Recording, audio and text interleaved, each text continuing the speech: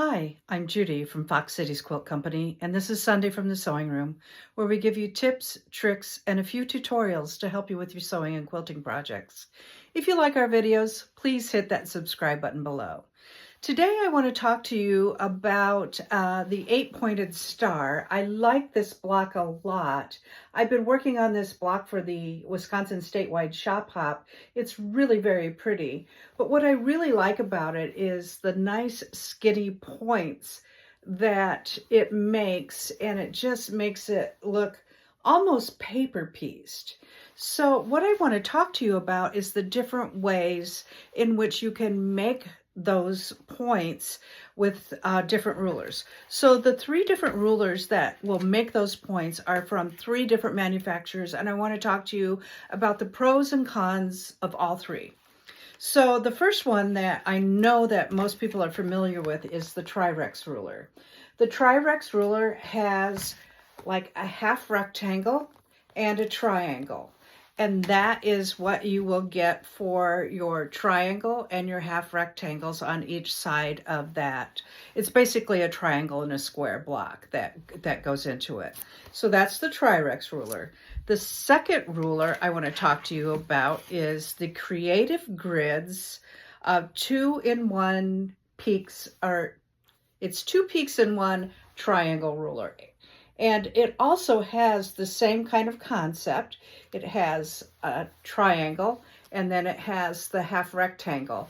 The difference between these two is the number of pieces. There's 2 pieces in this set, and there is 1 piece. It's all in one in the Creative Grids ruler. The third one that I want to talk to you about is from Block Lock, and I love their products very, very much. And it is the triangle in a square ruler.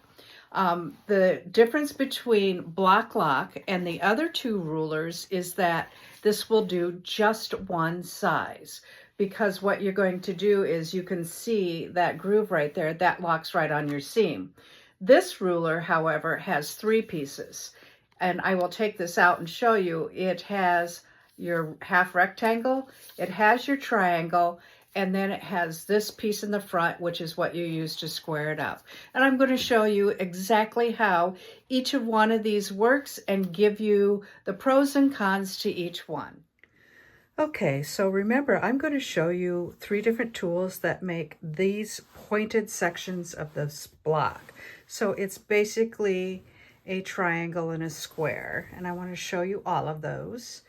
And those were 4.5-inch squares, and they are going to finish 4 inches. So the first one I'm going to start with is, let's start with the Tri-Rex tool. Remember, I told you the Tri-Rex tool was 2 pieces. So one is the triangle portion, and the other is the half rectangle portion. And so let me show you how to cut this. I'm going to try and cut this accurately, because I just changed my blade, because I always have that problem. So what I'm going to do is I'm going to take my triangle tool, and I want a 4.5-inch so that it's 4 inches finished. So I'm going to place that right on the 4.5-inch line. So right there, and that is where I'm going to cut. So I'm going to cut on this side, and I'm going to cut on this side. Okay, and then we have our triangle. It does have a flat edge on the top, which is going to come in handy because it has a little notch on the half rectangle side. And let me show you what that looks like. So I've already cut a piece out of this, and this is also a 4.5-inch strip of fabric.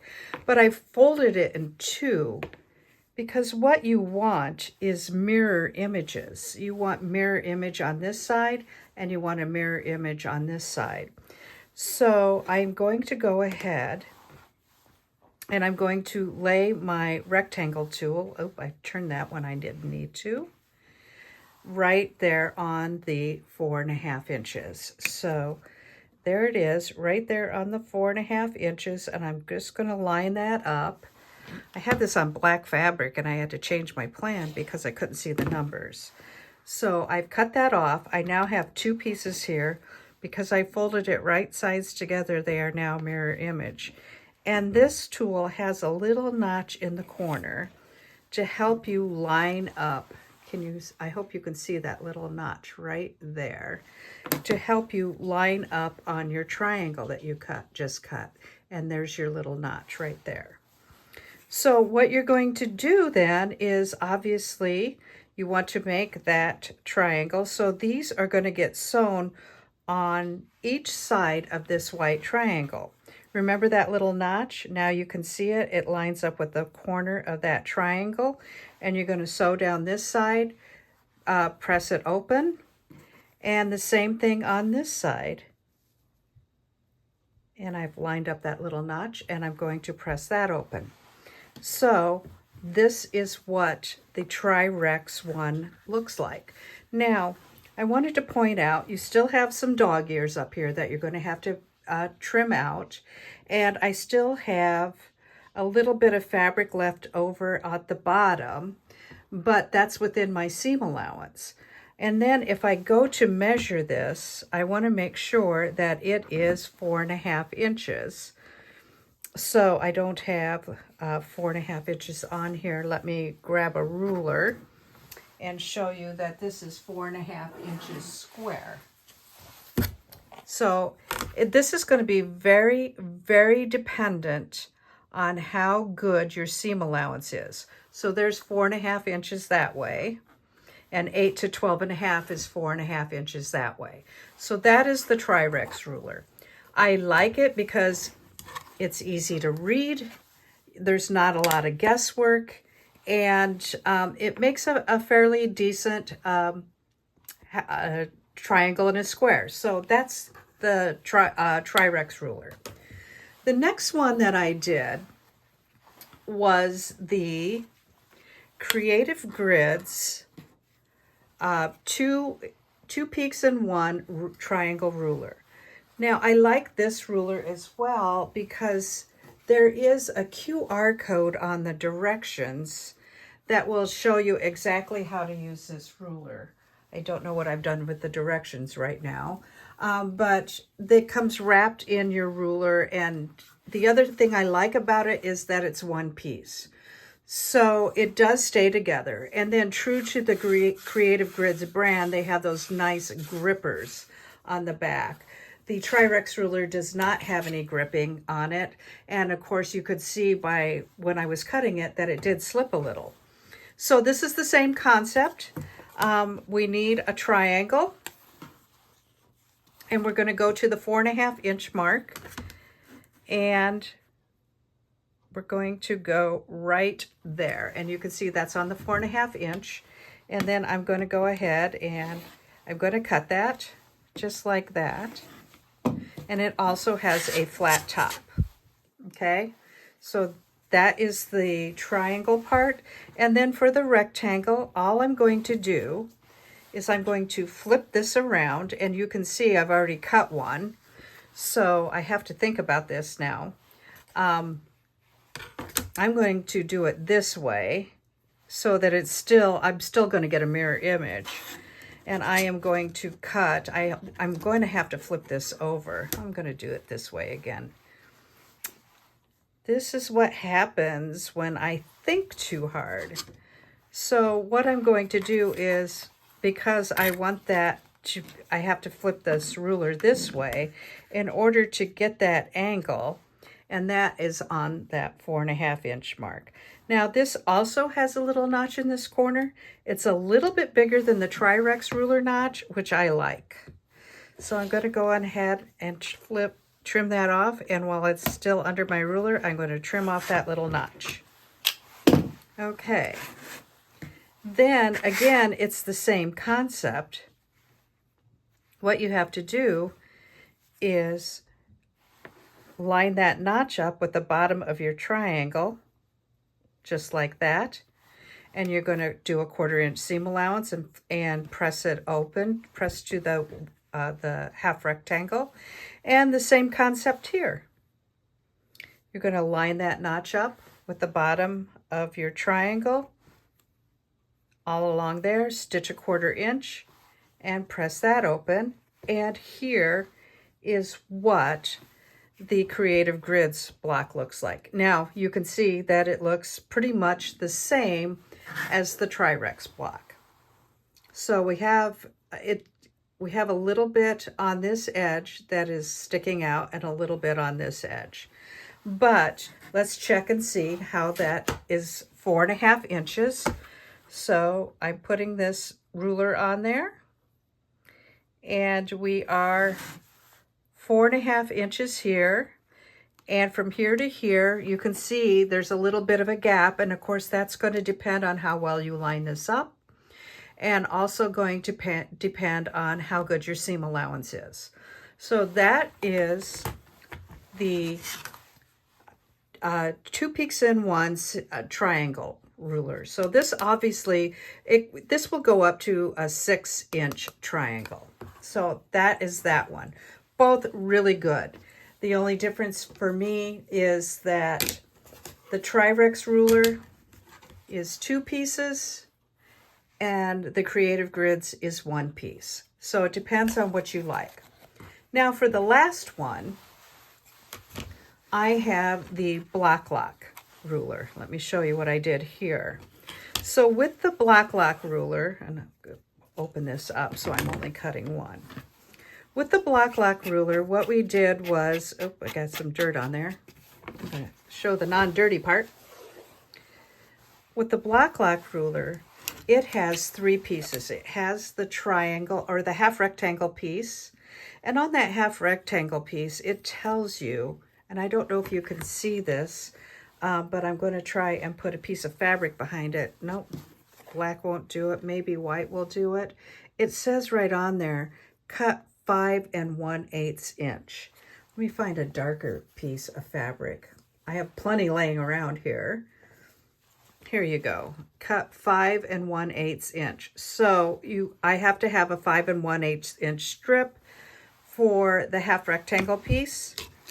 And for the triangle piece, I need it says right on there, 5-inch piece. Let's see if you can see that on the yellow better.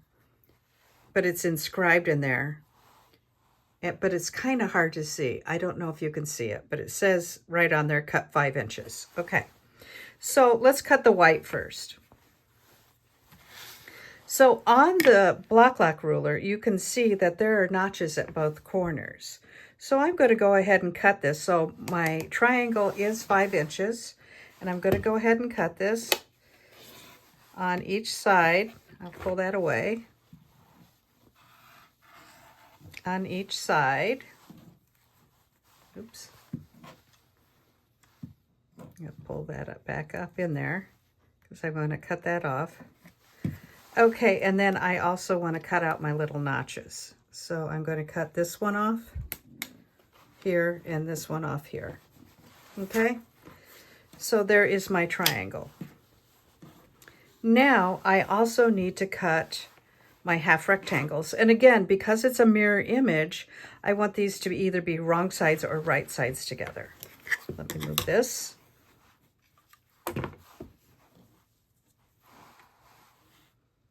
And get that lined up for you. And then I am going to place my half rectangle on there. This piece has no notches on it, absolutely none. And then I'm going to go ahead and cut that. Okay, so now what we're going to do is, again, this has to be mirror images. So I'm going to put this on the top, and you can see when I do this that this lines up exactly with this bottom notch from the triangle, and I'm going to sew from there to there and flip this open. And the same concept on this side. So when I lay this down, that bottom of that fabric lines up with that notch right there. So I got that one sewn.